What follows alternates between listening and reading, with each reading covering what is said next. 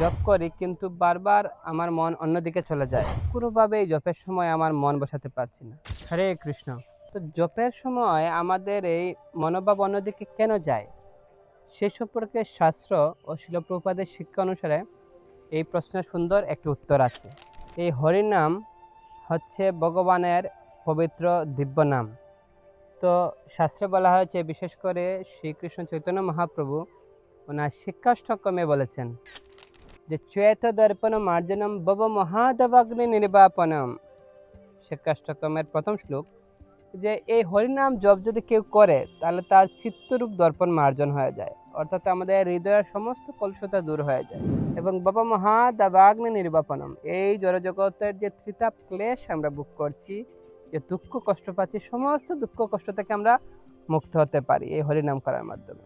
তারপরে আবার মহাপ্রভু বলেছেন যে নাম নামকারী বহুদা নিজে সর্বশক্তি স্তত্তার্পিত।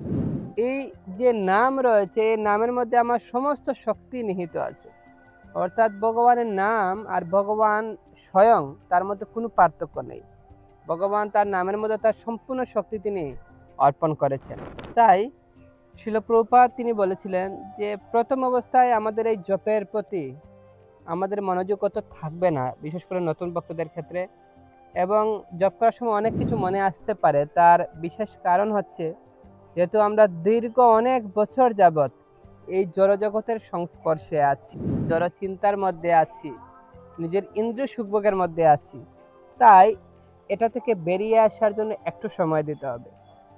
তাই আমাদের হতাশ হলে চলবে না, আমাদের প্রতিনিয়ত হরিনামের প্রতি আস্থা থাকতে হবে এবং হরিনাম প্রভুর কাছে প্রার্থনা করতে হবে, হে প্রভু, আপনার নাম জপ করার সময় যেন আমার হৃদয়ে কোনো প্রকার মলিনতা না আসে, অন্য কোনো চিন্তা না আসে। তার কাছে আমাদের আকুল প্রার্থনা করতে হবে। এভাবে যখন আমরা বারবার আমাদের মনকে ডাইভার্ট করে আমরা যখন অন্যদিকে যখনই যাই, তখন আমাদের মনকে আবার শুধরে নিতে হবে। আমাদের ইস্কনের অন্যতম দীক্ষা গুরু এবং আমার পরমানন্দ গুরু মহারাজ শ্রী শ্রীমৎ জয়প্রতাকা স্বামী গুরু মহারাজ একটি প্রশ্নের উত্তরে বলেছিলেন যে যখন এরকম কিছু মনে আসে তখন কি করতে হবে, সেটা আমাদেরকে নোট করে রাখতে হবে।